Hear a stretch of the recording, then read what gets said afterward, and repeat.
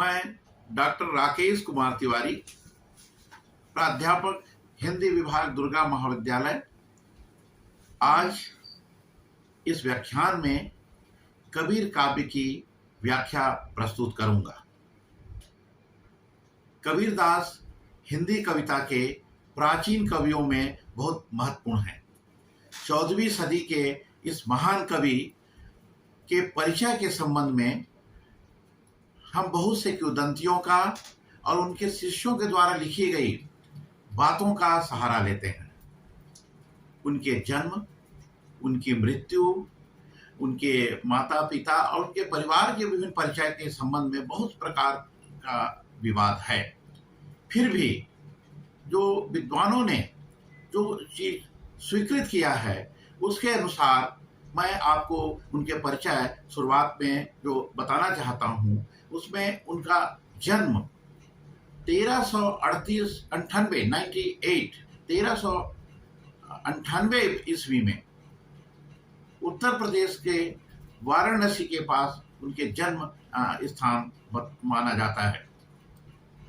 उनकी मृत्यु 1518 ईस्वी में मगहर उत्तर प्रदेश में हुई थी। इस प्रकार उनकी आयु विद्वान करीब करीब 120 वर्ष का मानते हैं। उनकी माता नीमा, पिता नीरू और उनकी विवाह को लेकर भी कई प्रकार की बातें आती हैं। उनकी रचनाओं में साखी, सवर, रमैनी बहुत चर्चित रही है। वो एक संत कवि, निर्गुणपंथी कवि, समाज सुधारक कवि के रूप में माने जाते हैं।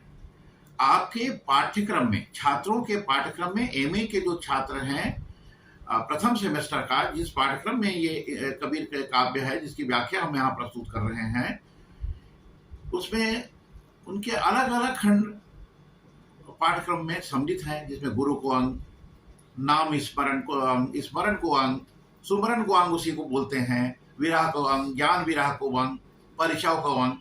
इस प्रकार उनका एक लंबा सिलसिला उनकी कविताओं का शुरू होता है, जिसकी व्याख्या हम समय समय पर कक्षा में प्रस्तुत करते हैं।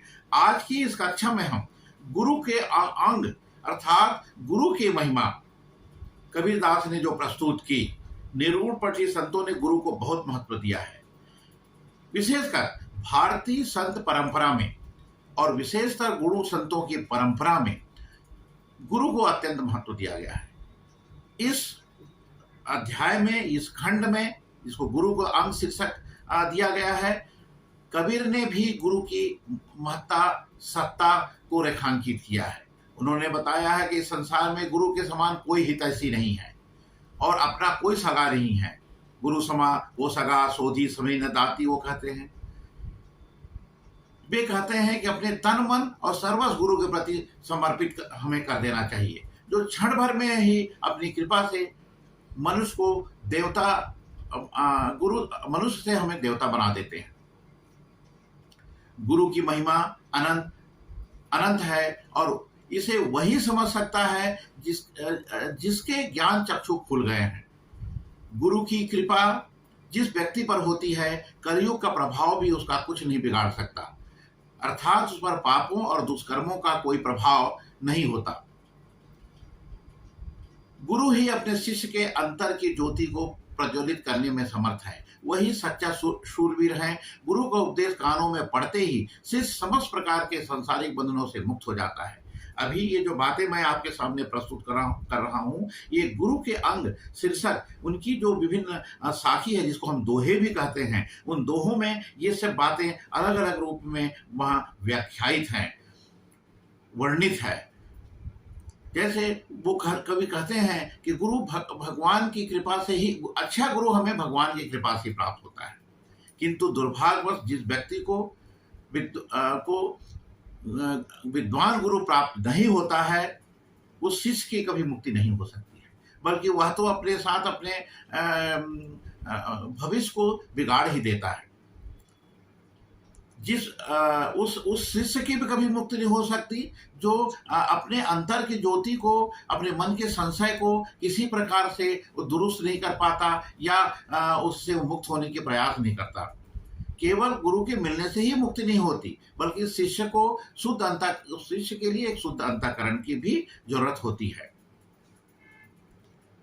मैं इन्हीं बातों को विस्तार पूर्वक उनकी व्याख्या के माध्यम से आगे मैं आपको समझाते चला जाऊंगा। उनकी जो दोहे हैं उसको क्रमशः मैं पढ़ूंगा आपके सामने में और उसकी व्याख्या प्रस्तुत करता जाऊंगा। तो पहले दोहा को हम लोग लेते हैं। सतगुरु समा को सगा, सोधी सही न दाती, हरजी समा को हेतु, हरजन सही न जाती। यहाँ आप देखिए कि समा का मतलब है समान, और सोधी मतलब वह व्यक्ति, वह शिष्य जिसने अपनी दृष्टि को निर्मल कर लिया है और ईश्वर ज्ञान, गुरु की कृपा से ईश्वर ज्ञान के करीब पहुंच गया है। यहाँ पर कबीरदास कहते हैं कि संसार में सदगुरु के समान अपना कोई निकट संबंधी नहीं है। सदगुरु समान को सगा, उसके बराबर हमारा सच्चा कोई सगा नहीं है। और जो प्रभु की खोज करने वाले साधु के समान जो शिष्य है, जिसने अपने गुरु को सब कुछ अपना समर्पित कर दिया है, उसी को गुरु का आशीर्वाद प्राप्त होता है। गुरु उनको ईश्वर के करीब ले जाता है। कबीरदास आगे कहते हैं, हरजी समा को हेतु, मतलब ईश्वर के समान हमारा हित को चाहने वाला कोई और नहीं है। और हरिजन, हरिजन मतलब भक्तजन, ईश्वर के भक्त करने वाले, हरि के भक्त करने वाले के समान कोई और जाति नहीं है। तो कबीरदास इस पंक्ति में किस प्रकार गुरु हमारे लिए महत्वपूर्ण है इसको रेखांकित किया है। इसी प्रकार हम दूसरे दोहे में आते हैं। अगर ये पहले दोहे की थोड़ी बात करें, उसके शिल्प पक्ष को, कई कक्षाओं में हम, परीक्षा में हमको शिल्प पक्ष के बिंदुओं को भी देना होता है। तो इसमें मैं यही बताना चाहूंगा कि इसमें जैसे इस पंक्ति में दो बार बार शब्द आया है। जैसे आप लोग एक उदाहरण यमक अलंकार का आपका रटा हुआ है, कनक कनक ते सौगनी मादकता का है, दो बार कनक आने से दो अलग अर्थ हो जाता है। इसी प्रकार यहाँ बार बार दो बार आया है और दोनों बार उसका अर्थ अलग अलग है। तो यहाँ यमक अलंकार है। और यहाँ पर कवि ने गुरु को इतना चमत्कारी बताया है कि वो मनुष्य को देवता बना देता है। तो ये व्यतिरेक अलंकार यहाँ पर है। तो ये चीज भी आपको जब व्याख्या आप कक्षाओं में प्रस्तुत करते हैं, परीक्षा में प्रस्तुत करते हैं, तो आपको इसको लिखना चाहिए कि इसमें कौन सा अलंकार है जिसको विशेष एक अलग कॉलम देकर हमको लिखना चाहिए। फिर मैं अब दूसरे व्याख्या के पर आता हूँ, जिसमें कवि ने फिर गुरु की महिमा का वर्णन करते हुए कहते हैं, बलिहारी गुरु आपड़ा या हाड़ी के बाद, जानी मानुष तय देवता करत न लागे बात।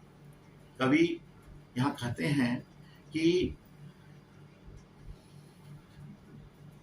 शिष्य ने, मैं अपने शरीर को, शिष्य जो कह रहा है कि मैंने अपने शरीर को अपने गुरु के ऊपर निछावर करता हूँ, मैं उनके बार बार बलि जाता हूँ, जिन्होंने अत्यंत अल्प समय में मुझे मनुष्य से देवता बना दिया। मेरी मानवीय दुर्बलताओं को नष्ट कर मुझे दिव्य गुणों से युक्त कर दिया। इस पंक्ति में गुरु की भी महिमा को प्रकारांतर से ये कबीरदास जी कहते हैं कि मनुष्य से देवता बनाने में गुरु का कितना बड़ा योगदान है। इस कविता में भी आप अलंकारों के बारे में भी थोड़ी चर्चा कर सकते हैं कि इसमें किस प्रकार से फिर कवि ने जो व्यतिरेक अलंकार को प्रस्तुत किया है वो आपके लिए उल्लेखनीय है।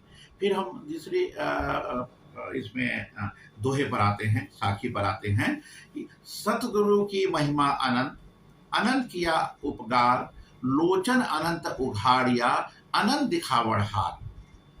सच्चा गुरु क्या करते हैं? कबीर कहते हैं सतगुरु की महिमा अनंत है और वो हम पर असीम उनकी कृपा होती है। वो हमारे पर बहुत बड़े बड़े उपकार करते हैं, जो सच्चे गुरु हमारे होते हैं।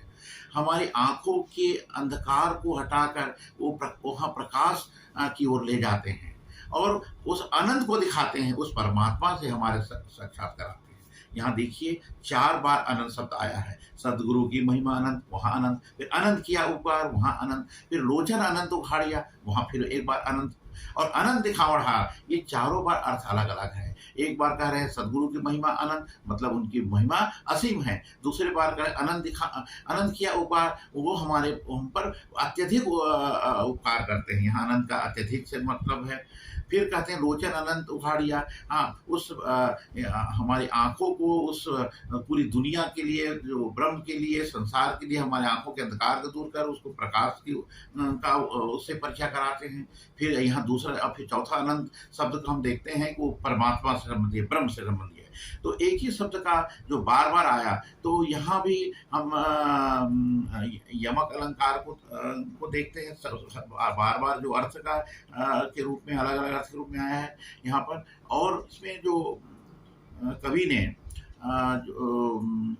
आवृत्ति की है कि अनंत अनंत और लोचन, तो इन सब की शब्दों के अर्थ भी, लेकिन लोचन यानी आँख है, चक्षु यानी आँख है, ज्ञान की चक्षु से यहाँ पर मतलब है इस लोचन का।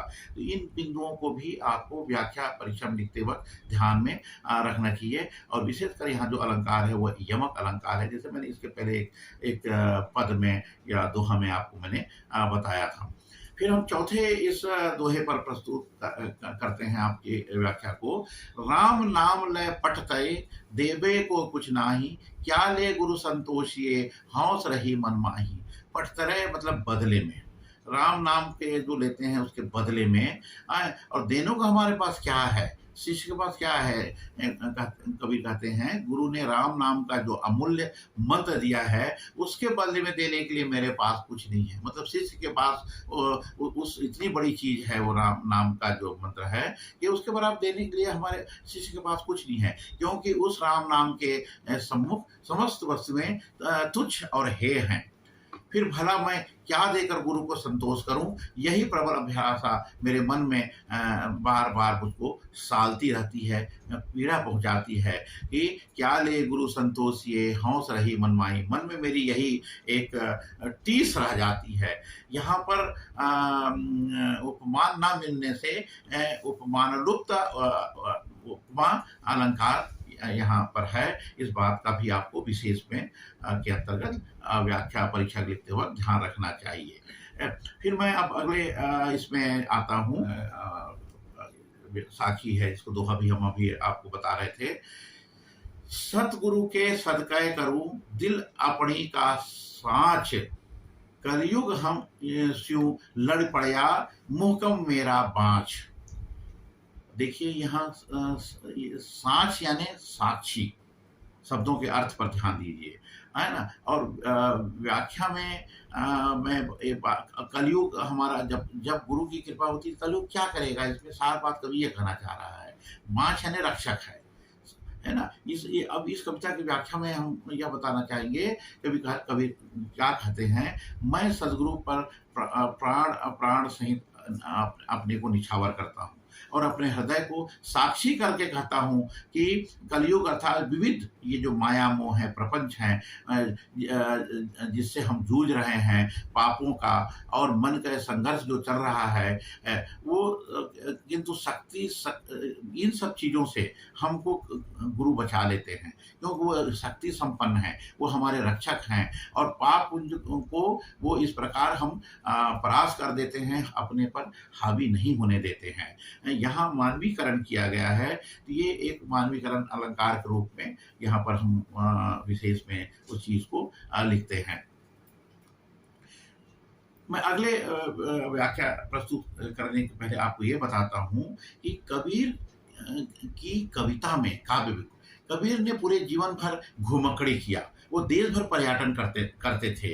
कभी वो उत्तर भारत चले जाते, कभी दक्षिण भारत करते, कभी देश के मध्य भारत में, कभी महाराष्ट्र में चले जाते थे। यहाँ तक उनका जो कविताओं से ऐसे प्रमाण मिलते हैं कि हमारे उत्तर पूर्व नॉर्थ ईस्ट में भी, जहाँ पर नाथ परंपरा का बड़ा प्रभाव था, वो उस क्षेत्र में गए और उनकी कविता में नाथ संप्रदाय का भी प्रभाव है। नाथ संप्रदाय में भी गुरु को बहुत महत्व दिया गया है।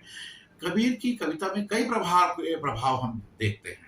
कबीर की कविता में सूफी मत का प्रभाव भी देखते हैं। कबीर की कविता में हम शंकराचार्य के भी प्रभाव देखते हैं, क्योंकि उसने सूफी मत और शंकराचार्य का जो हमारे वेदों में ये कहा गया है कि ईश्वर एक पुरुष है, वो एक पुरुष अविनाशी की बात होती है कि ईश्वर ही एक पुरुष है और आत्मा को स्त्री का पूजा गया है। तो कबीर ने की कविताओं में अब ये चीज़ बराबर सामने आती है ये बातें कि वो कैसे सूफी मत उनकी कविताओं में किस ढंग से उपस्थित है। नाथ संप्रदाय का प्रभाव उनके उलटवासियों भी देखते हैं किस प्रकार से उपस्थित है। और सबसे ज़्यादा सूफी मत में भी, इस्लाम में भी गुरु के पैगंबर बिना परमात्मा से मिल सकते। पैगंबर कितना महत्वपूर्ण है, इन सब बातों का प्रभाव की कविता में गुरु के अंक का जो रचनाएं हैं उसमें हम ये किसी न किसी रूप में सूफी मत को, नाथ संप्रदाय के प्रभाव को भी हम देखते हैं कि गुरु की महिमा का जो रेखांकित किया गया है। कभी कहते हैं ना सदगुरु लई, अभी एक व्याख्या में अगला पद का जो करता हूँ अगले दोहे का, सदगुरु लई कमाण करी बाहर लागा तीर ए जो वाहा प्रीति सु भीरत रही शरीर। अब कबीर क्या कह रहे हैं, सच्चा गुरु जो है वो, अब शाब्दिक अर्थ में आप बताऊं तो क्या कह रहे हैं, कमाण, गुरु एक तीर कमा लेते हैं और वो एक तीर चलाते हैं और वो हमारे शरीर में वो तीर धंसता है। अब इसका एक शाब्दिक अर्थ है। कवि, कोई भी जो बड़ा कवि होता है वो बातें संकेत में करता है, यह इसके सांकेतिक अर्थ को हमको समझना है, यही इसके एक व्याख्या का महत्वपूर्ण अंश है। यहाँ कह रहे हैं कि सच्चा जो गुरु है वो एक हमको ज्ञान का एक तीर हमारे पर छोड़ते हैं और हम बहुत सी चीज़ों को, उस ज्ञान को जब हम नहीं ले पाते हैं तो बाहर से वो जो तीर है वो निष्प्रभावी हो जाता है। लेकिन जो सच्चा शिष्य है वो उसको अंदर एक बाण ज्ञान का लगता है और वो ज्ञान बाहर ही रह जाता है, जिससे वो मुक्ति का उसका रास्ता प्रशस्त होता है। व्याख्या में हम इसको शाब्दिक व्याख्या के साथ इसको इस ढंग से हम प्रस्तुत कर सकते हैं। सदगुरु ने हाथ में धनुष बाण कर लिया है, तीरों की वर्षा करने लगे हैं, अर्थात अध्याय व्यवसाय पूर्वक प्रयत्न पूर्वक शिष्य को उपदेश देना प्रारंभ कर दिया है। इन उपदेश बाणों में एक बाण इस प्रकार प्रेम पूर्वक चलाया उन्होंने, जिसने अंतर को भेद कर हृदय में घर कर लिया। मतलब शिष्य के हृदय में वो इतने प्रेम से उस ज्ञान को लेकर स्थापित कर देते हैं कि वहाँ उस ज्ञानमय शिष्य हो जाता है। हृदय तक बाण को पहुंचने के मध्य से के समस्त अंतरण भेदने सभी जो अंधकार का जो अंतरण है वो दूर हो जाता है। इसलिए वह हृदय में जाकर वह बाण, वह ज्ञान का तत्व रह जाता है। हमने पहले शुरू में आपको बताया था कि कबीरदास ज्ञान मार्गी कवि हैं। इनके कविताओं में ज्ञान तत्व की बड़ी प्रधानता है, प्रेम तत्व की बड़ी प्रधानता है। तो ये इन बातों को भी आप जब उनके दोहों की व्याख्या करें, उनके दोहों पर व्याख्या लिखें, तो इन बातों को भी आपको ध्यान में रखना चाहिए। अभी जो मैंने आपको जो दोहा पढ़कर उसकी व्याख्या प्रस्तुत की, वो उसमें रूपा शक्ति अलंकार है। केवल उपमान पक्ष धनुष बाण का उल्लेख होने से ही वो उसमें रूपा शक्ति अलंकार हमारे सामने आता है। इसमें भक्ति रस है। और मैं अब आगे फिर व्याख्या को आगे बढ़ाते हुए यह बताना चाहता हूँ कि कबीर ने गुरु की महिमा को विभिन्न अलग अलग रूपों में व्यक्त किया है। इस पंक्ति में क्या कहते हैं, देखिए, सतगुरु साचा सूर्य शब्द जो वाया एक, लागत ही मैं मिल गया पढ़िया कलेजे छे। इन शब्दों का थोड़ा अर्थ समझ लीजिए। सूर्यवा मतलब सूरमा, वीर, वाहया मतलब वो मारा गया, मेरा अहंकार मारा गया। मैं जहां पर बोले मैं का है, कबीर हमेशा उस मैं को मारना चाहते हैं। वो ऐसे संत कवि हैं कि जब तक आपका अहम खत्म नहीं होता तब तक आपको ज्ञान का प्रकाश नहीं मिलता, और जब तक ज्ञान का प्रकाश नहीं मिलता तब तक गुरु के आशीर्वाद नहीं मिलता, और तब तक गुरु आपको उस ब्रह्म से मिलाने के लिए रास्ता प्रशस्त नहीं कर पाते हैं। इस पंक्ति में आगे जो व्याख्या है वो इस प्रकार है। सदगुरु सच्चे सूरवीर हैं। जिस प्रकार रणभूमि में सूर जो वीर होते हैं अपने विरोधी पक्ष को बाण वर्षा से परास्त कर देते हैं, उसी प्रकार उस सदगुरु रूपी सूर ने शब्द उपदेश का बाण चलाया। उनके लगते ही मेरा मैं अहम नष्ट हो गया और उसके लगते ही मेरा आत्मज्ञान से साक्षात्कार हो गया। उस बाण के लगते ही हृदय में प्रेम की जो टेक है, यहाँ उस शाब्दिक अर्थ में उसमें एक प्रेम की टेक का छिद्र हो गया। तात्पर्य यह है कि यह प्रेम उस सदगुरु के उपदेश रूपी प्राण का ही परिणाम है। मेरे हृदय में जो प्रेम हुआ, किस बात का प्रेम है, आपको इसको समझना पड़ेगा। ये पूरी कविता, कबीर की जो कविता है पूरी प्रतीक प्रधान है। उसमें संकेत में कवि उस परमात्मा के संबंध में बोलते हैं, ईश्वर प्रति प्रेम, उस परमात्मा के प्रति प्रेम, और जितना प्रेम की उत्कंठा उत्कट रूप आपके अंदर उत्पन्न होगा, उतने ही आप अपने उस परमात्मा के करीब जा पाएंगे। कबीर गुरु जो है वो शिष्य को यही ज्ञान देते हैं, उस परमात्मा के प्रति आप ज्यादा से ज्यादा प्रेम अपने हृदय में उत्पन्न करें, और तभी उस ब्रह्म के करीब आप जा सकते हैं। और जब बहुत अधिक प्रेम होता है और जब वो ब्रह्म से साक्षात्कार नहीं हो पाता, ईश्वर नहीं मिल पाते हैं, तो एक विरह पैदा होता है, बेचैनी पैदा होती है। इसलिए आने वाले और आगे के अंग में, खंड में, कबीर ने विरह के अंग की चर्चा की है। विरह में क्या क्या होता है शिष्य के साथ में, उस आत्मा के साथ में। इस कबीर का जो हम गुरु का अंग पढ़ रहे हैं, इसके आगे सुमिरन को अंग है। कबीर पर कई प्रभाव मैंने बताया कि उसमें से ये है वैष्णव संप्रदाय का प्रभाव भी उनकी कविताओं में हम देखते हैं। किस रूप में देखते हैं? ये जो सुमरण के अंग में है वो वैष्णव संप्रदाय का बड़ा अच्छा उदाहरण है कि ईश्वर के नाम के की महिमा, उसके गुणगान करने पर वो जोर देते हैं कि ईश्वर के नाम का स्मरण करिए, उसका नाम को ही जपिए, बाकी आडंबर मत करिए। माला को जपना जरूरी नहीं है, चंदन लगाना आपको जरूरी नहीं है। आपको ईश्वर के प्रति प्रेम को पैदा करना है, नाम का स्मरण करना है। मैं इसी के साथ आगे मैं और एक साक्षी का व्याख्या करना चाहूंगा कि कबीर की एक महत्वपूर्ण और साखी आगे, सदगुरु मारिया या धरी करी सूधी मूठ, अंगी उपाई लागिया गई दवा तू फूट। यहाँ शाब्दिक ऐसे मारिया यानी मारा, भरी यानी पूर्ण शक्ति से, दावा अग्नि मतलब प्रेम की अग्नि से यहाँ पर मतलब है। कबीर कहते हैं सदगुरु ने साधक के ऊपर, सच्चे शिष्य के ऊपर यह उपदेश बाण रूपी शक्ति से खींचकर एवं मूठ को मतलब उसके उसे लक्ष्योन्मुख करके सीधा करके उन्हें ज्ञान का दावा अग्नि उसके अंदर प्रस्तुत कर दी।